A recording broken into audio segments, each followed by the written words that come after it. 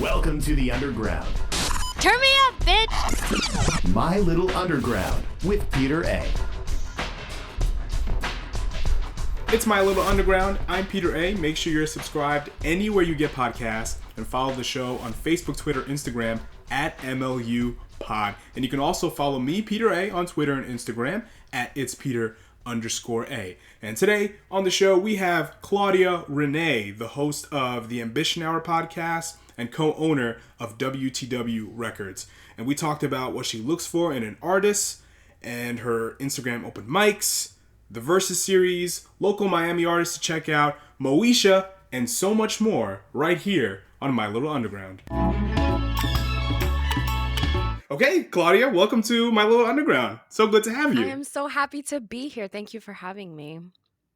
Yeah. So you're the co-owner of WCW Worth the Rate Records, right? Correct. So for how long? How long was this? Well, the company has been around for around 10 years, but we honestly started taking everything a lot more seriously 2 years ago, I would say, in 2018. That's when we buckled down and just focused on the vision and it coming into fruition. So, yeah. So you were part of like the genesis of how the company started? Yeah, for sure. Or did you join? No. Yeah, it's cool. between my brother, some of our homeboys that we grew up with, and myself. And it was just something that it started, I would say, in like 2011. And it was just because like my brother he met one of the artists that is on the label now, and they both found out that they rapped. So Worth the Wait came like that, and I always wanted to be like a part of a record company, and I always like looked up to like Rockefeller and things like that. So I always wanted to be like an A&R and work at a record company. So that's how I came into play. I'm not an artist. I'm just like the A&R. I'm the executive producer, et cetera, et cetera. So what's your day-to-day like My for WTW? my day to day, basically, it's promoting the music. That's something that's important, but I feel like what people don't see is the listening to songs every day. Like I have we're in a group chat, so there's a lot of like all of the artists in the label are in the group chat, so they're always sending songs and who wants to jump on this and do you guys like this, what should I change. And then it comes down to also like the mixing and it's not like a day to day when it comes to it. It's just part of my life. So whenever something happens that has to do with the label, I automatically drop whatever it is that I'm doing and I focus on it. But yeah, like as far as like even like the mixing process, like I'm a part of that as well. When the projects get mixed down, and the titles of the songs, the album, and yeah, it's different for me because I'm not an artist.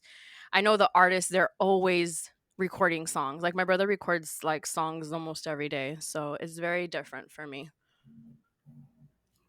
So like as a person that's involved with the music industry and you're doing media and at the same time you're a music fan, so is there any time where you might share a song that you like and then somebody might slide into your DMs and say, hey, I see you promote artists, how about hooking me up? You ever been through that? Because I've definitely, because people get it confused. Like if I share an artist that I like, it's just because it's an artist that I like. I'm not quote unquote promoting them. Have you been through that at Oh all? yeah, especially in the beginning of the podcast, that was something that I was going through a lot.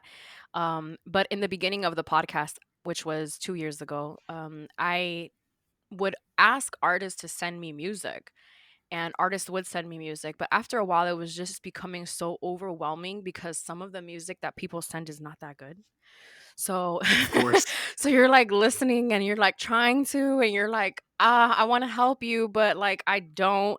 But I get music sent to me all the time. And once people meet me in person and then they find out what I do, like it's automatically like, hey, check my music out. Or sometimes it'll be like a friend of mine, a homegirl of mine, and they'll be like, hey, I have a friend who he does music and I know you have a podcast and I think he should be on. And it's just like, you probably don't even listen to his music because I did. And you should know and you should know that it's not that good. So, but yeah. But yeah, that definitely happens all the time. All the time, all the time. I definitely share that experience. Yeah. Yeah. So is WTW a genre specific, or will you work with a punk band if it tickles your fancy? I'm sure we're open to that. Right now, it's basically all of the artists that we have are hip hop based artists, and then we have a singer.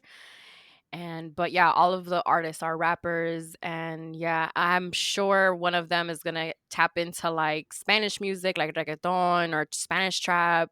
There we Yeah, go. for sure. I know that's something that one of the artists, Laid Back Sosa, has done before. So it's not something that like we're not trying to put anybody in a box. Right now we only have 7 people on the label and all of them are part of hip hop. I would hate to put a cap on what we can accomplish as a label. What are some ideal characteristics of artists you would consider working with WTW? Like when you get an artist sent to you, what's something that like jumps out at you that you look for when wanting to work with certain artists?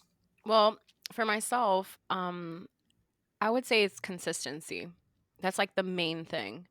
For me, I feel once you're consistent and you really want something, then we can work with you. You know, if your music is good, because we're gonna give you whatever it is that you need for you to get your music out, pictures, etc. But if there isn't any consistency or like commitment from you, I feel like those two things are something that are super important and not just with the label. This is just in general. Like I want to work with people who are committed and consistent. Period. So that's something that's very important to me. But as far as the music goes, it has to sound good. Also, a main thing that I look for when like I know the last artist that we actually signed 2 artists at the same time, and it was Beautiful Detta and also another artist called Gauze. And both of them, when I first heard them, for me, what caught my attention was their voice. I'm really big on voices, so that's something else that's important. So commitment, consistency, and you gotta have a good voice, man. Because with a good voice, you can put on any beat, and it's gonna sound good. so, Absolutely. so yeah. So how can WTW Records help artists? We can help artists reach the potential that it is that they are afraid to reach on their own. I feel like right now, what is happening is artists are, going to these really big record companies, and the record companies are doing like what they want with these artists. And for us, I feel like we do it ourselves. Everything that we do ourselves. We do the music videos, the posting, the everything. It puts the artist way more in control of the music that they want to put out. So I feel like that's something that we give the most is like we give you the control, the creative control that you need to flourish to be the best artist that you can be. So transitioning into the Ambition Hour podcast, I remember watching some of your early stuff, and it was very interview based with the WCW YouTube channel. But what I've noticed in recent episodes, it kind of evolved into a more conversational, topical based, discussion based format. Is that fair to say? Yeah. Yes. Well, in the beginning, my original plan with the Ambition Hour podcast was to have the guest, to have someone come in because I always wanted to like interview my favorite artists. That was something that I would see on TV and I was like, dang, I want to do that. Like I want to interview artists. And not to say that I mean the past couple of episodes, like we've been on, in quarantine and we do have an in-house studio where we do record the podcast. So, I wouldn't have anybody come over to our home with the pandemic happening. But the trends, because I still have guests. Like I can have a guest and I can also not have a guest. Like that's something that I'm very big on is that if I want to have 20 episodes where it's just me by myself having a conversation about something, then that's going to happen. If I want to have a guest come on and we're going to have a conversation or it's going to be like an interview, then that's going to happen as well. There's really no limit to what it is that I do when it comes to that. It can just be a conversation base where we're talking about what's happening in entertainment and music and the world, or it can just be me talking about like my dating experiences. Like it can literally be anything.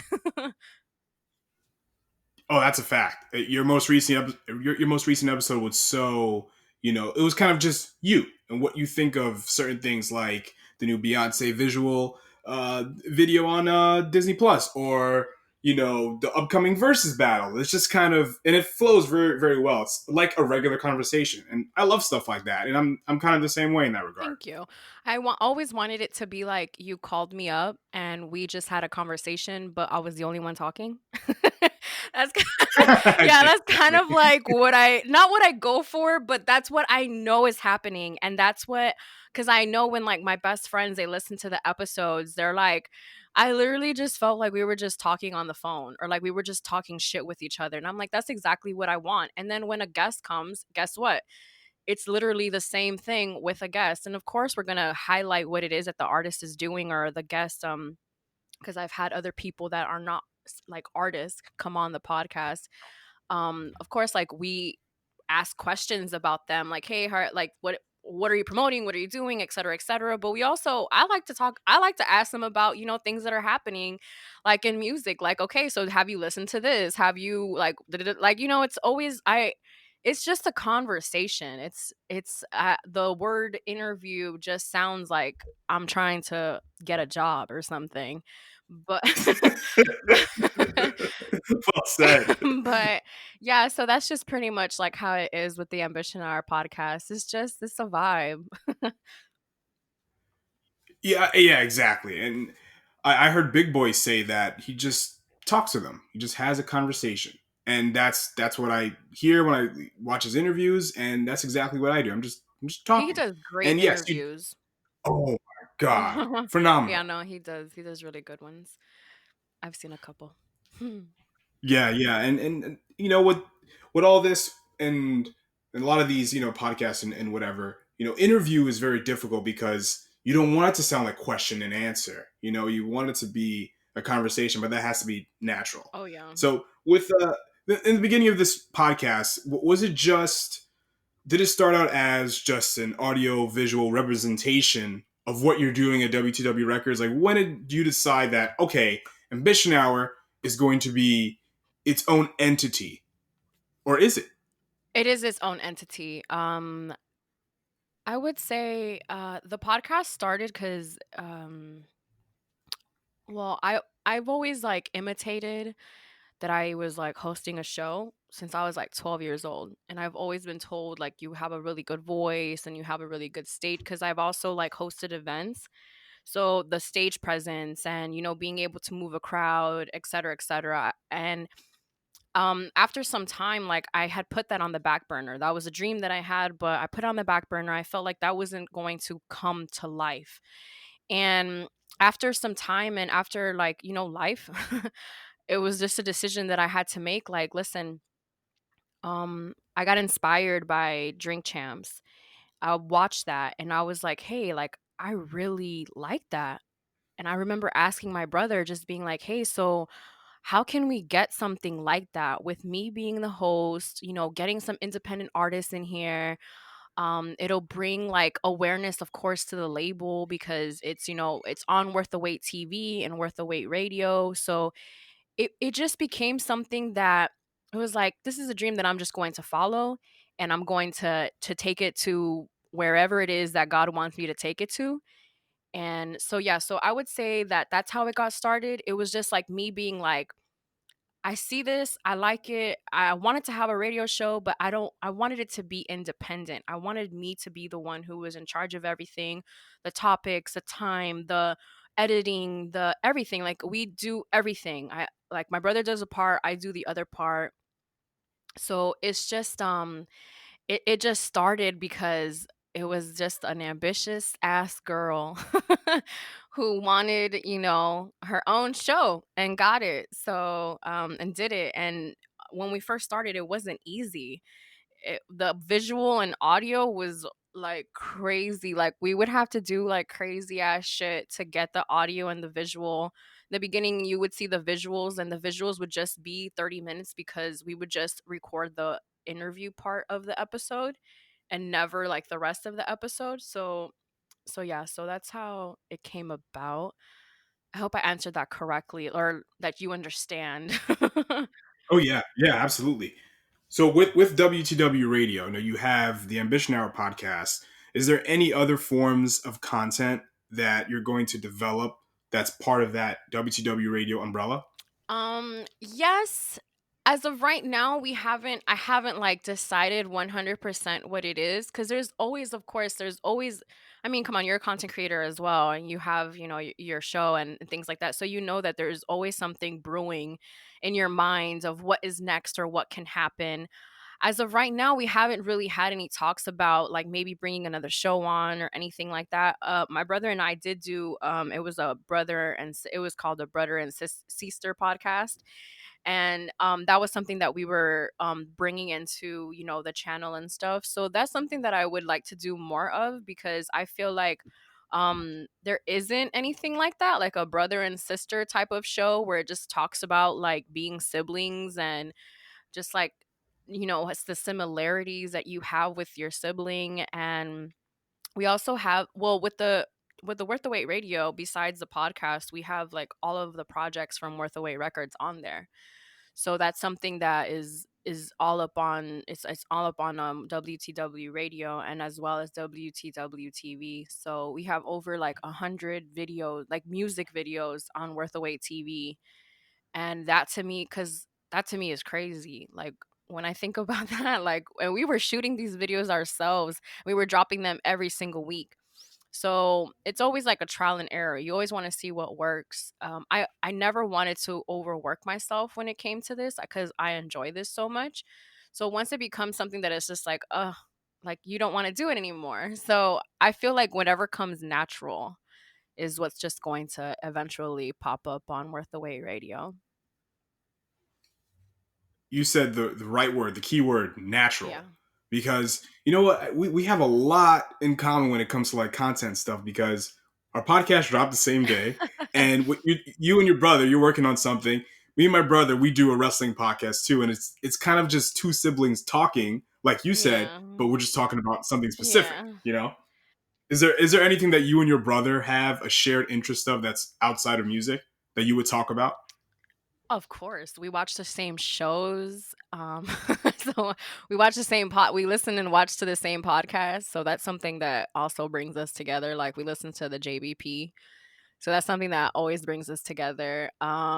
Movies, like he's one of the people that I can reference. I can say a little saying from a movie and he'll know exactly where it's from.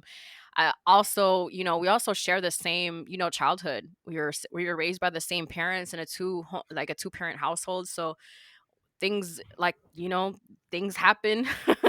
There's some things that happen in our childhood, childhood trauma. We also share that as well. That's something that I'm really big on talking about, and that's something that him and I always speak on because I don't want him to get to my age and not know that some of the things from his childhood, is what caused certain things in his adulthood. So that's definitely something. Also, we also love it's music. I was gonna say we love going to concerts.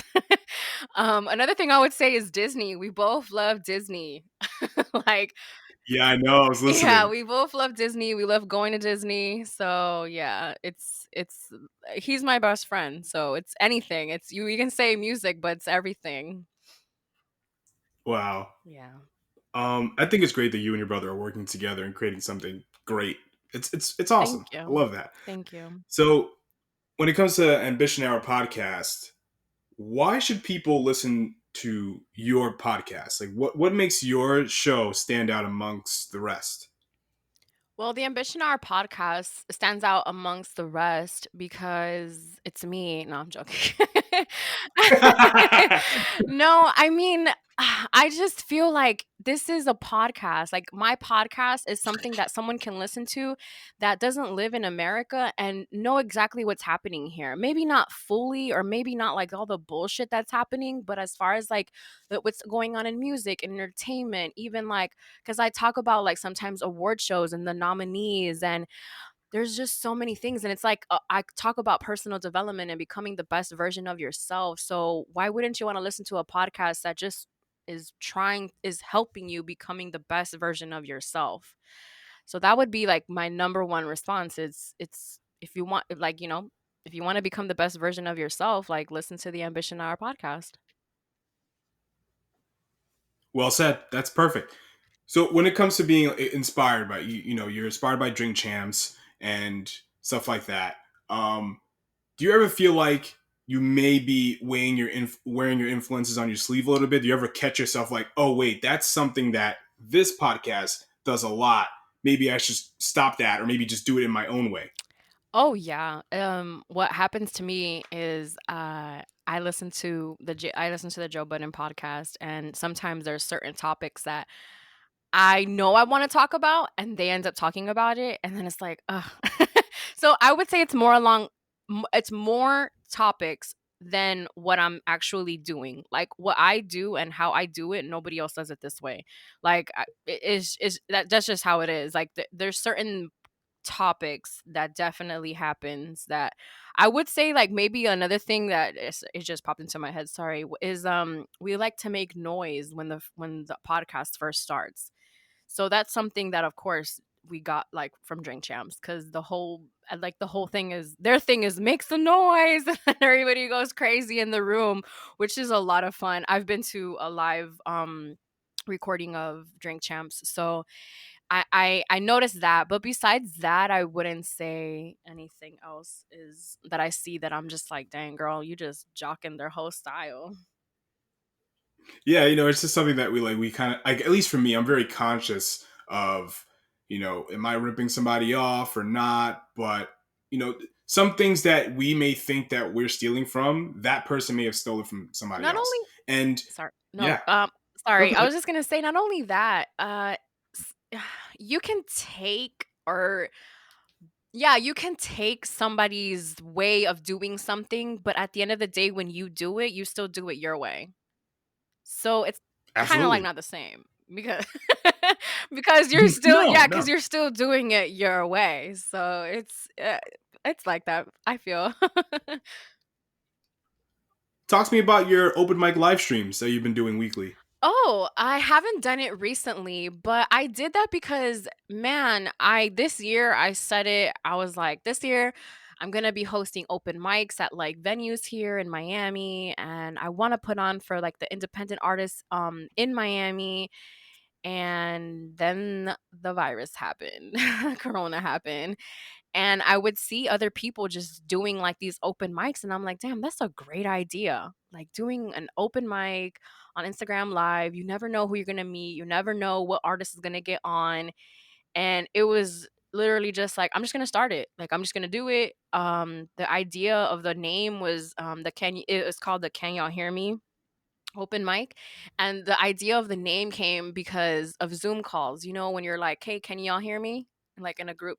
Yeah, of So course. We did that yeah, today. exactly, exactly. So it's like that. It's like it was like it was a platform for people to be heard.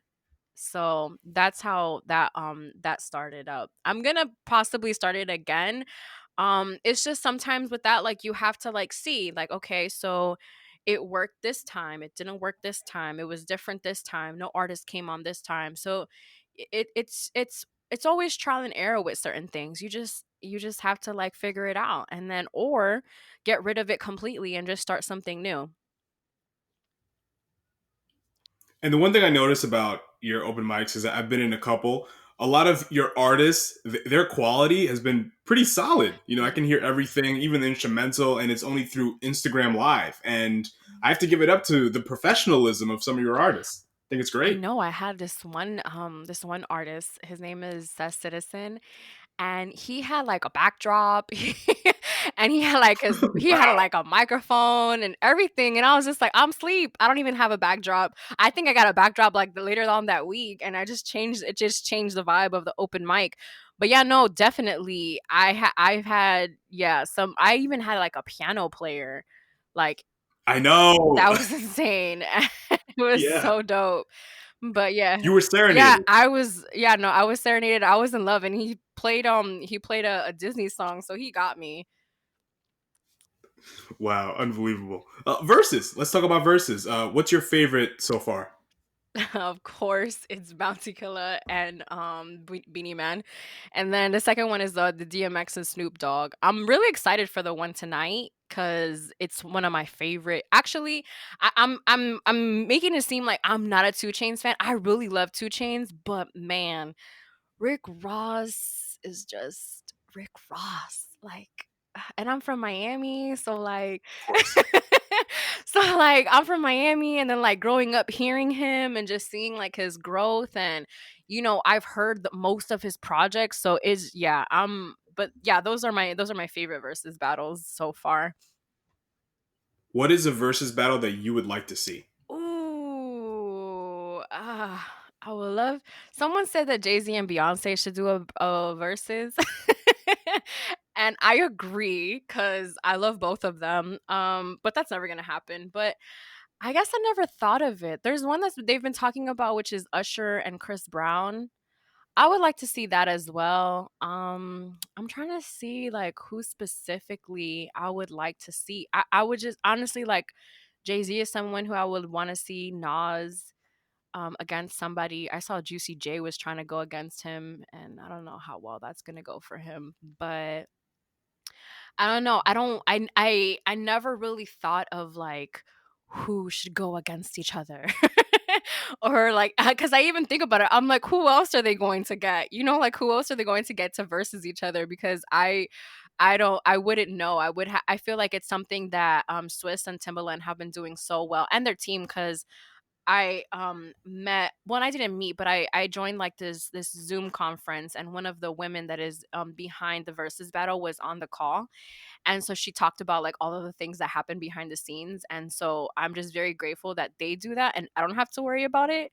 But yeah, so Jay-Z and Beyonce would be my answer, I guess. I think if Jay Dilla was still alive, I would love to see a Jay Dilla and Madlib versus. That would be Ooh, incredible. that would be nice. That actually would be. I, I'm thinking now, imagine a versus with Tribe and like somebody oh boy, else. I don't know. That would be kind of raw. That would be kind of raw. Tribe and De La Soul. That That's would the be first. That was sick. the first. That was the other Yeah. first person that I thought of. Like I was like Tribe and Della, because of course, like it's they're always like in the same sentence. So yeah, that would be awesome. I would love it. R.I.P. to Five. Yeah. Um, I only saw one versus. I saw Premier and RZA because I Ooh. love those two. That was absolutely incredible. Yeah, that one was dope. That one I saw it, and I've seen the majority of them, if I'm not mistaken. Yeah, I've seen another one that's a favorite of mine is the Erica Badu and Jill Scott one. That one just cleansed my spirit.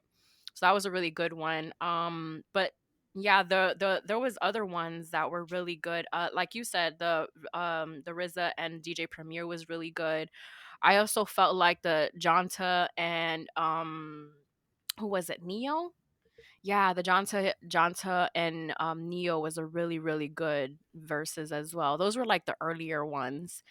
I was really happy once they did the Beanie Man and Bounty Killer one, when it was like they were in the same place together. I feel like once that happened, it just took verses to the next level. And yeah, it's awesome. It's what the culture needed right now. Are there any Miami artists that you think I should pay attention to? Besides the one on Worth the Wait. Anybody. I don't care who it is. Of course there is. The ones from Worth the Wait are Hav, Spitz, Laid Back Sosa, CAB. Gauze isn't from here, so I won't say him. And then, Beautiful Detta. But besides those artists, I would say there's another one. His name is called Flight. And he is with One Way. He's a really good artist. I've been in the studio with him. We've worked with him a lot, actually. The boys have done so many songs with him. Because we met him at an open mic down here in Miami at Miami Live, and the songs that they just come up together is just so awesome. So I would say him, Flight, also Flyboy, which is also a part of his camp. Another one, he's from here, but he lives in New York. His name is John Fifth. He is one of my favorite artists, like period. So he's a really dope artist, as well as he also works with another artist, which his name is Dino. He does live here. So he's another great artist as well. I would say, who else? I'm like trying to think. Those are like the artists that I would recommend for you, like off the top of my head. Um, but yeah, there's definitely some other artists. There's a lot of people doing music down here. It's sometimes overwhelming, but it's a lot. So yeah, so those are the ones off the top of the dome. What are some of your favorite albums of the year so far? Ooh. Hip hop or R&B or everything. Yes, of course, everything. Definitely the Tiana Taylor project that she dropped this like last month. That's one of my favorite projects. The Chloe and Halle project as well. Um the Yo hago lo que me da la gana by Bad Bunny. That's another good project. I really enjoyed the Freddie Gibbs project, the one that he recently dropped with Madlib. What That is was it? last year. You're talking about I'm Alfredo with sorry. I'm sorry. Alchemist, right? Yeah, Alfredo. It's because you said Madlib earlier, so my mind, Yeah. Right. my mind just went there. Oh man, and Pray for Paris was dope as fuck. Oh man, That's was one of it? my favorite projects this year as well. I'm looking through my music right now. I'm gonna have to go to Tidal. Hold on, because that's some. The deluxe of the gift dropped too, and that's a good one. Let me see. Ooh, and I also like the Flo Milli project that just dropped. I can't say it's a favorite yet, but it's a really, really, really, really, really good project. I really enjoy it. S- So Yeah, good. no, she's awesome. I'm excited to see if maybe Meg dropped it. Well, Meg did drop, but she dropped it earlier. But she dropped it because she was trying to just put out a project against her label or something like that. Like she did it like out of like being a rebel. Fuck with Right. that. So, is there anything that you're looking forward to? You know, you talked about West Side Gun, Pray for Paris. He has a Shady debut coming out later this month, I think. hmm you're asking if I'm excited like for anything else or Yeah, yeah. yes, I would say I'm excited to see hopefully we get a Kendrick project this year. Hmm. I'm hoping for that. I've been hoping for it since last year. We'll see. Another person that I'm looking for. I mean, because Griselda, let's be real, they're dropping stuff like I feel like almost every other 2 weeks or something like that. So getting Yeah. excited isn't even the thing anymore. Another person that I would like to see a full project from is Skip Marley. He dropped a song with her that is just so beautiful, and I would love to see that come into a project. So that's somebody that I would like to hear a full project from. I also would like another project like from Ari Lennox. Yeah. Yeah, no, Shea Butter Baby was like a really, really good was a really good project, and it just helped me transition into my 30s very beautifully. So I don't know about any other projects that may be dropping. Maybe you can let me know and I'll let you know if I'm excited for them. But yeah, that as far as that's what I'm hoping for as far as music goes, like my projects that I would like to drop. Well, as we're speaking, Benny the Butcher, speaking of Griselda, he dropped the Gangsta Girls mixtape with DJ Drama with him and his BSF crew. And it's pretty Oh good. wow. When did he drop it? Right Yeah. now or today? Yeah. He dropped it today. Oh, yeah. Yep. I saw Yeah, it him was really I good. saw him do an interview cuz he was on the Joe Budden podcast, Yeah, I saw it. and I love him. He's so dope. Like they asked him something, I forgot what it was that they asked him, and he just responded so like that man is so ghetto. He's so not ghetto, he's gutter. Like he's so gutter. So I love artists like that. He was I cannot remember. Oh, it was about Meg getting shot. Oh, boy. Yeah, and he was just kind of like, "Oh, what happened? Like, did something did something happen? Like, was it an accident? Like, was he holding the gun?" And then like it was something like along those lines. And I remember Joe being like, "Oh, he a hood dude because he's over here like, oh, because when you're cleaning the Glock and this and that and this can happen and like all this stuff." So I just thought that that was like a real moment of him, and I love seeing those type of moments with artists. Shout out to Benny, man. He follows me. Really? Yeah, Wow. yeah. Not to brag, but So you've been tweeting a lot. Yeah, I mean, that's really cool. No, that's great. now you're probably gonna go check. Like- No, no, And- I'm not like, wow. You have to have like nothing going on in your life to want to. that is Like, very true, but you'd be yeah. surprised. How am I gonna go like take the time out of my day to find Well, out? anybody who's Oh, listening. let's see. Yeah. So you've been tweeting a lot about Moesha, Okay, yeah. and how has this show impacted you at all? Currently or when I was younger? Sure, Both. both. Okay. When I was younger, I saw it as a show that showed older people, like older cut like to me, growing up in Miami, I didn't have my all of my family was in California. So I always like I always saw like that group of people as like my older family.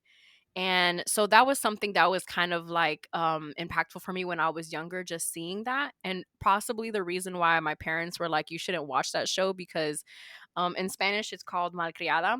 And the translation for what that is, it's like it's a brat. It's a girl who's spoiled, talks back, does what she wants, and that was something that Moesha was. So I would say, and also it showed me like as far as her being a writer, like that impacted me when I was younger because that's something that I like to do as well. I don't always talk about me and writing, but that's something that's really big because I always wanted to be a writer for Double XL or The Source or like one of those hip hop magazines. That was something that I wanted to do at 17. So I know that came from, seeing Moesha and then just being inspired by her and her writing and then the poetry. And then even Andel, like how she just had like the open place for I yeah, love like she Andel. she is what The she's dead. goals. She's like what I want to be. Like I'm about to open up a smoothie shop and have open mics for people. Um but yeah, that's something that like impact when I was younger. Now as an adult, I just see it very, very differently. Very differently because I see, okay, yeah, she was a little bit of a brat, and but Frank was also like he was tripping. Like I don't know what he, I don't know what he was on. Like because I feel like in that time specifically, women weren't 100% like how can I say this? They weren't 100% independent, so men spoke to them in a way that they wanted to because it's like, well, I'm the one who brings the most money and this and that, and you're just the one who cleans. And you see that dynamic between him and Dee, and it works because of the time that it was happening. But you see a show right now, it's not the same thing. So yeah, I would, and then the impact, of course, like you see who's been on the show. Like Jodeci was like on like the first or second episode, if I'm not mistaken. And then you see like the episode that I watched last night was Kobe was on there, and then you see that Bernie Mac was on the show, and you just see so many different people that Frank's brother, yeah. and he was Bernie. Yeah, and his name was Bernie. Yeah. Yeah, I thought that was awesome. And you just see like so many different things, and you kind of see like, oh wow, Kim was actually a really good friend. When I was a little young, when I was younger and watching that show, not that I felt like Kim was like bad or anything, but they just portrayed her as like a the fat friend. And now it's just different. Now it's like it's Kim, like that's a homegirl right there. Like that's my homie, that's Moesha's homie, that's all of our homies. So the impact I feel like culturally has just been so beautiful from that show. I'm really happy that they brought it back because of that specific reason, because it's just like it's like a time capsule. Oh, exactly. And a lot of those, that show definitely aged very well, especially some of the topics they talked about: interracial dating, racism Yeah. in general, Mhm. sexism, Mhm. and it's very interesting. Were you a fan of the Parkers? I would watch the Parkers. Yeah, because I loved Kim. Yeah. Yeah. I think she definitely deserved her own spinoff because Kim was very, very Yeah, and charismatic. I felt like the dynamic between her and Monique was beautiful. Like I felt like they played the mother daughter roles very, very well. Monique is another woman, that doesn't get enough flowers, I feel, because she has just done so much for comedy and shows. And I mean, she used to like she would host the BET Awards, and like, like don't forget like who, some of you guys came up watching. So yeah, so I definitely love that, and the whole like school dynamic, and like yeah, it was a dope show. The Parkers was a good one.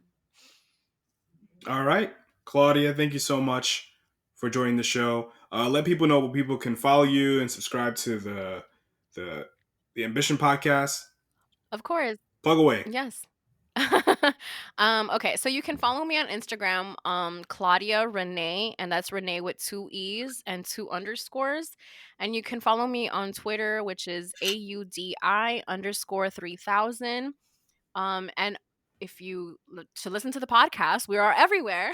It's called The Ambition Hour Podcast, and we are available on Spotify, SoundCloud, iHeartRadio, Apple Podcasts, and we are also all episodes are visually up on YouTube, which is on WTWTV. You can also just search The Ambition Hour Podcast on YouTube, and it will pop up.